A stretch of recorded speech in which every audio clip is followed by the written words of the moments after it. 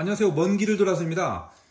오늘은 세계문학 전집에 대해서 이야기해 보겠습니다. 그동안에 열린 책들 세계문학 전집에 대해서는 한번 이야기를 했었는데 이번 시간에는 민음사 세계문학 전집에 대해서 이야기해 보겠습니다.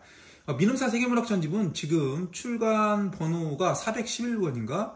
아무튼 400대 번호를 가리키고 있는데 그만큼 수많은 책이 출간되었죠. 그 중에서 저는 이게 한 50권 되나요? 50권 좀 안 되나요? 그 정도 분량을 가지고 있습니다. 이 외에도 저는 이 화면에서 보이는 위쪽에 열린 책들, 그리고 저 화면 밖에 있는 문학동네, 이렇게 세계 출판사의 세계문학 전집 시리즈를 가지고 있습니다.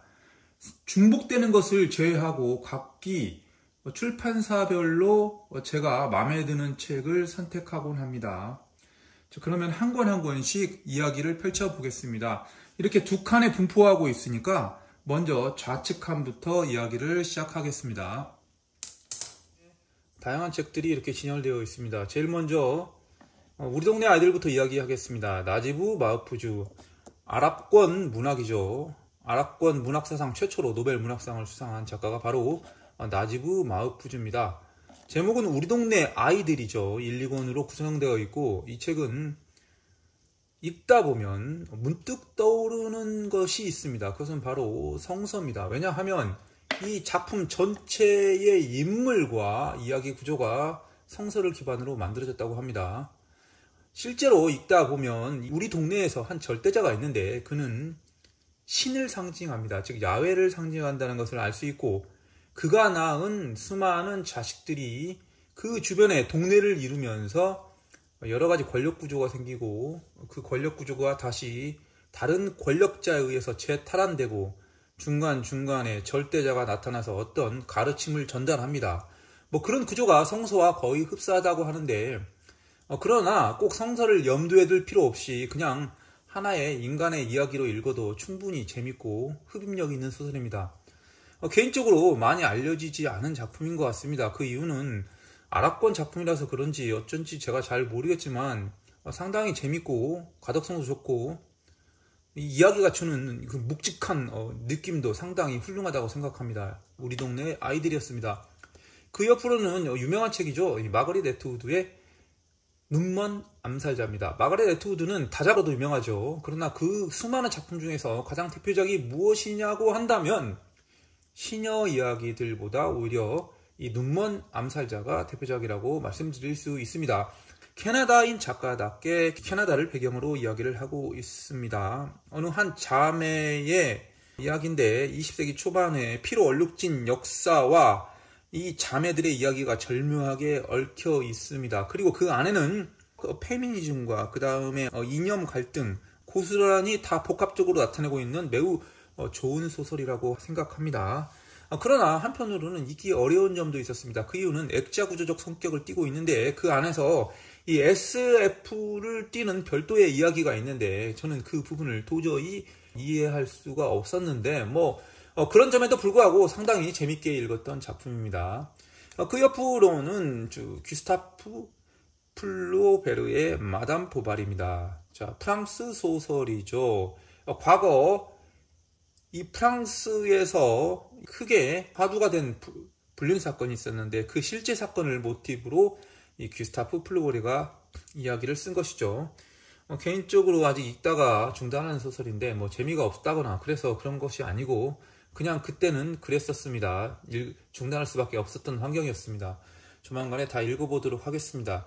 그 옆에는 카타리나 볼룸의 잃어버린 명예입니다. 하인리 벨 작품이죠. 즉 언론이 가지고 있는 무시무시한 힘의 패단을 이야기한 책이죠. 그런 점 하나만으로도 이 작품이 가지고 있는 가치는 크겠으나, 그러나 이 하인리 벨이 구사하는 이 소설이란 이것이다. 물론 하인리 벨은 이 책을 소설이라기보다도 어떤 이야기라고 명명했다 하지만 어쨌거나 소설이 됐든 뭐가 됐든 이야기를 구사하는 그 수준 높은 그 기교에 대해서 감탄을 금치 못한 매우 수준 높은 작품이라고 생각합니다. 적극 권장하는 책입니다. 그 옆으로는 분노의 포도입니다. 존 스타인백의 대표작이죠. 이 책은 미국 중부의 오클라호마에서 대기근이 발생했습니다. 그래서 살기 위해서 집단으로 캘리포니아로 이주하는 과정을 보여주고 있습니다. 하필이면 그 당시 대공황 시점에 시대적 배경이 있다 보니까 그 당시 얼마나 미국의 생존이 힘들었는지를 이 책을 통해 고스란히 보여주고 있습니다. 그 이주 과정에서 황량한 로키 산맥의 풍경과 그 다음에 살기 위해 캘리포니아에 도착한 수많은 사람들, 그런 이야기들이 복잡하게 얽혀 있습니다.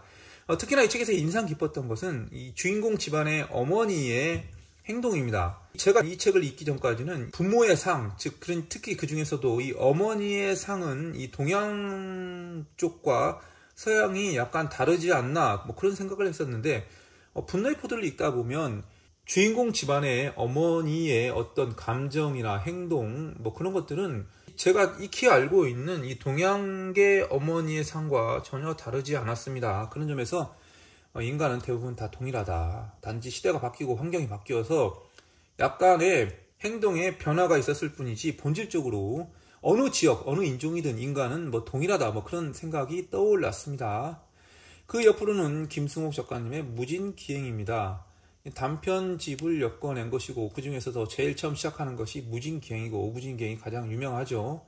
무진이라는 한 가상의 마을을 설정해놓고 그곳에서 일어나는 짧은 기간의 어떤 사랑의 감정, 느낌 등을 잘 풀어낸 소설이라고 생각합니다. 그러나 이 단편에 대한 선호도를 떠나서 저 개인적으로 이 무진기행 작품 한 편은 괜찮았지만 나머지 작품은 그리 큰 느낌은 받지 못했던 것 같습니다. 개인적으로 긴 이야기 구조를 좋아하다 보니까 이런 단편 구조에는 선뜻 손이 가지 않는 저의 특성이 있습니다. 그 옆으로는 장폴 샤르트르의 말입니다. 장폴 샤르트르 하면 대문호라고 일컬어지죠. 노벨 문학상 수상을 거부한 것으로도 유명합니다. 그 다음에 시몬 드 보부아르와의 관계도로도 유명하고, 장폴 샤르트르의 작품은 저는 유일하게 말만 읽어봤습니다. 이 책은 소설이라고 하는데 이 또한 소설이라고 과연 인정해야 할지 약간 선뜻 어떤 정의를 내리기 망설여지는 작품인데 그 이유는 자서전이기 때문입니다. 자신의 이야기를 이야기로 풀어 쓴 책이죠. 특히 어린 성장 과정부터 작가로 왕성하게 활동하는 그런 과정을 1부와 2부로 나누어서 설명하는데 개인적으로 상당히 어려운 소설이었습니다. 특히나 이런 유럽 20세기 초반의 대문호의 특징이 있어요. 그들은 작품을 쓸 때 수많은 비유와 예시를 드는데 예시를 드는 것들은 대부분 유럽의 고전들입니다. 그 고전들은 이런 세계문학 전집에도 나오지 않는 고전이에요. 즉 유럽 본토에서 그들만이 아는 이처럼 유명하지 않은 고전 등을 예시로 들면서 끊임없이 이야기를 펼치다 보니까 안 그래도 어려운 문체에 어려운 여러 가지 내용들이 복합적으로 뒤엉키다 보니까 그냥 제가 페이지를 넘기는데 만족하고 있는 건지 아니 작품을 소화하고 있는 건지 그런 생각할 겨를도 없이 그냥 쭉 읽어나갔던 그런 책이었습니다. 개인적으로 제 수준에서는 받아들이기 쉽지 않은 작품이었습니다. 그렇다고 완전히 절대로 아무것도 이해하지 못하냐 그건 아니죠. 중간중간에 장폴 샤르트르가 펼치는 감탄스러운 작법과 내용 전개 과정에 만족하는 부분도 있었습니다. 하나 더 추가하자면 초반에 등장하는 것인데 이 장폴 샤르트르가 외가에서 조부모 밑에서 성장하는데 그 조부모 외가의 성이 슈바르처입니다. 즉 알베르트 슈바이처가 이 장폴 샤르트르 외가의 조상이었습니다. 그 점이 개인적으로 매우 기억에 남는 장면이었습니다. 그 옆으로는 임네케르테스의 운명입니다. 나치의 유대인 탄압에 대한 이야기입니다. 저는 아직 임네케르테스의 운명을 읽지 못했습니다. 그 옆으로 역시 거미 여인의 키스 마누엘 퓨익의 작품입니다. 이 책 초반에 읽다가 멈췄습니다. 머리가 지끈거려서 멈췄습니다. 아직 그래서 이 두 작품은 아직 잘 모릅니다. 그 다음에 포스트맨은 배를 2번 올린다. 제임스 앤 케인의 작품입니다. 이 책은 마치 거친 미국 서부의 영화를 보는 듯한 그런 느낌을 풍기는 소설입니다. 거치고 잔혹한 장면이 펼쳐지는 이야기인데 개인적으로 평타 이상의 작품이라고 생각합니다. 폭풍의 언덕입니다. 에밀리 브론테, 샬럿 브론테와 유명한 자매 작가죠. 폭풍의 언덕은 한 악마라고 볼 수는 없지만 악마와 가까운 어떠한 아이가 입양이 됩니다. 그는 피부색도 틀립니다. 여러 작품 해설을 보면 아마 인도계나 아랍계에서 넘어온 아이가 아닌가 싶습니다. 그 아이가 성장 과정에서 자신을 키워준 집안에 대해서 복수를 하고 그 사랑에 대한 집착이 악행과 더불어 이 비극을 낳는 그런 이야기 구조인데, 너무나도 유명한 작품이니까 대부분 이 작품의 줄거리는 알고 있을 것입니다. 저는 그보다는 이 다른 걸 이야기하고 싶습니다. 18세기나 17세기 이 영국을 배경으로 한 이야기를 읽다 보면 이 폭풍의 언덕뿐만 아니라 제가 읽었던 영국의 17세기나 18세기를 배경으로 하는 소설들은 대부분 영국의 거친 기후 환경 등이 떠오르는 소설이었습니다. 그런 거친 환경 속에서 이 대제국을 일구었다는 것이 어쩜 좀 아이러니하게 생각되기도 하지만, 어쨌거나 이 소설을 통해 지금은 이미 완전히 변해버린 그 과거 어떤 풍경을 떠올리게 하는 데서는 이만한 작품이 없었다고 생각합니다. 꼭 우리가 소설을 읽을 때 인간의 이야기만 중요한 것이 아니라 그 시절 그때의 기후, 풍경, 그 다음에 동물상 여러 가지를 소설을 통해 느껴보는 것이 저는 소설을 읽는 또 하나의 큰 즐거움이라고 생각합니다. 이어서 개선문입니다. 레마르크의 작품이죠. 레마르크는 전쟁 소설과 관련해서 유명한 작가죠.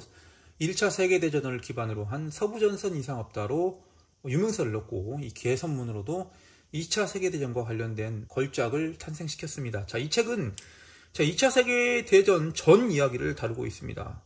2차 세계대전은 1939년 9월 1일 날 독일이 폴란드를 침공하면서 발발되었는데, 그 이전에 이미 전쟁의 기운은 감지되고 있었어요.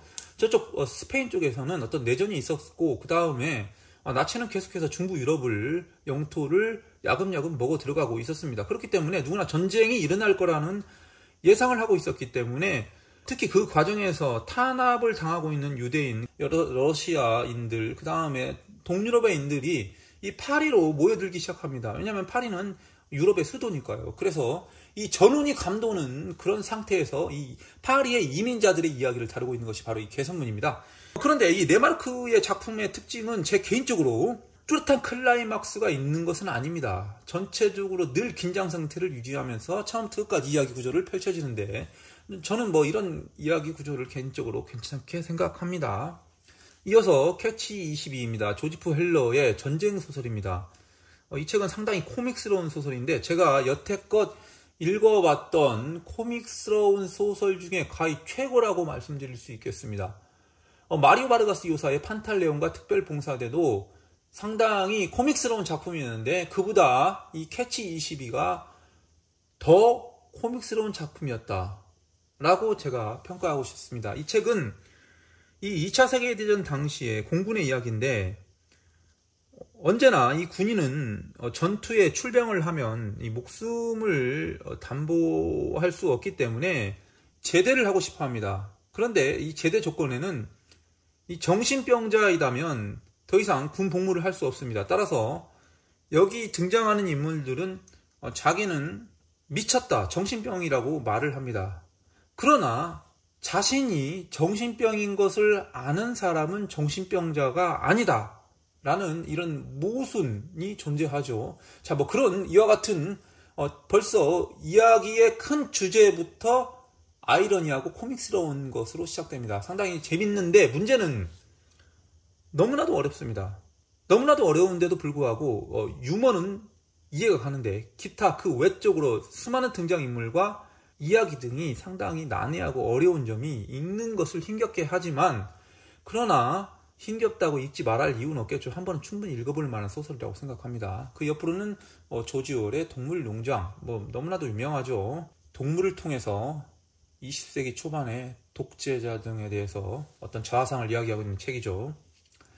그리고 옆으로는 잭 kerouac의 길 위에서입니다. 20세기 중반에 어떤 히피 문화를 대변하는 그런 소설이라고 합니다. 저는 개인적으로 어떤 작품을 읽다가 도중에 멈추는 한이 있더라도 언젠가는 기필코 다 완독하는 것이 제 독서적 특질인데, 그러나 길 2에서는 제가 2번이나 읽다가 중간에 포기한 책입니다. 일단 저를 확 끌어들일 만한 요소가 1권 중반까지는 존재하지 않았어요. 그런데 다시 읽고 싶은 욕구가 현재로서는 별로 없는데 모르겠습니다. 언젠가는 다 읽게 될지. 이어서 5째 아이입니다. 도리스 레싱의 대표작 중에 한 권이죠. 5째 아이는 영국 한 중산층 가정의 이야기인데, 자녀 중에 한 아이가 있었는데 그는 마치 얼핏 극단적으로 얘기하면 이 악마와도 같은 외모와 이 성향을 나타내면서 그 가정을 서서히 무너뜨리고 잠식해가는 그런 이야기를 구조를 다루고 있습니다. 그러나 이 이야기가 무엇을 말하느냐라고 저한테 묻는다면 저는 모르겠다라고 말씀드리겠습니다. 이야기가 좀 섬찟하고 흥미는 있지만 도대체 이 이야기가 무엇냐라고 묻는다면 저는 모른다라는 말 외에는 할 도리가 없습니다. 그러나 분량도 작고 재밌으니까 읽어보실 분은 한번 읽어보시길 바랍니다. 그 옆으로는 그 유명한 작가죠. 호르헤 루이스 보르헤스. 어쩌면 최고의 작가 중에 한 명이다. 아르헨티나 작가죠. 작가 중에 작가다. 이런 평이 많은 것 같습니다. 그러나 어렵다. 대략 이 정도가 일반적으로 호르헤 루이스 보르헤스에 대한 평가입니다. 그래서 저 또한 그 난해하다는 보르헤스의 작품을 읽어보기 위해서 책을 펼쳤지만 역시 어려웠습니다. 제 기준에서는 받아들이기 힘든 부분도 많았고 난해한 부분도 많아서 이에 대한 작품평은 제가 내릴 수 없는 것 같습니다. 그 옆으로는 은국이와 시용호입니다. 피의 꽃잎들. 저는 은국이와 시용호의 작품은 한 권밖에 읽어보지 못했습니다. 피의 꽃잎들은 아직 읽지 못했습니다. 매년 노벨문학상 후보로도 올라가 있고 그 다음에 우리나라 박경리 문학상도 수상한 이력이 있죠. 아직 피의 꽃잎들은 제가 읽지 못했습니다. 그 옆으로 기드모파상의 여자의 일생, 단편집을 많이 내는데 이것은 장편집입니다. 아직 읽지 못했고, 자, 프랑스와즈 사강의 브람스를 좋아하세요. 이 유튜브를 보면 이 사강의 프람스를 좋아하세요 작품이 많이 소개되는 것을 알고 있습니다. 개인적으로 프람스를 좋아하세요를 읽었는데 지극히도 이 여성적인 소설이라고 생각됩니다. 제 성향이 이 남성 작가를 꼭 선호하는 것은 아닌데 이 프람스를 좋아하세요는 그냥 읽는데 만족했던 그런 소설입니다. 특별히 뚜렷한 느낌은 받지 못했습니다. 같은 여성 작가, 최근에 노벨문학상을 수상한 야니 에르노의 단순한 진심과 같은 경우는 비슷한 여성주의적 관점으로 쓰여진 이야기임에도 불구하고 그 책은 상당히 좋았던데 반해 브람스를 좋아하세요는 제게 뚜렷한 느낌은 없었습니다. 단지 읽어봤다. 사강의 작품을 저는 개인적으로 그 정도로 만족했습니다. 그 옆으로는 마르그리트 듀라스의 연인입니다. 영화로도 유명하죠. 제인 마치와 양가희가 주연했던 제 어린 적에 개봉했던 영화입니다. 그 연인과 이 책은 거의 같습니다. 그러니까 소설을 거의 완벽하게 이야기로 풀어낸 영화라고 볼 수 있죠. 개인적으로 이 마르그리트 듀라스의 작품이 이 자전적 이야기를 다루고 있다고 알고 있기 때문에 거의 실제적 사건이라는 생각을 가지고 읽다 보니까 이야기에 상당히 심취됐던 그런 제 독서 기억이 있습니다. 그러나 한편으로는 그렇게 가독성이 좋았던 느낌은 없습니다. 그 의외로 짧은 분량임에도 불구하고 마르그리트 듀라스의 작품은 그렇게 쉬운 작품은 아니구나 그런 느낌은 받았습니다.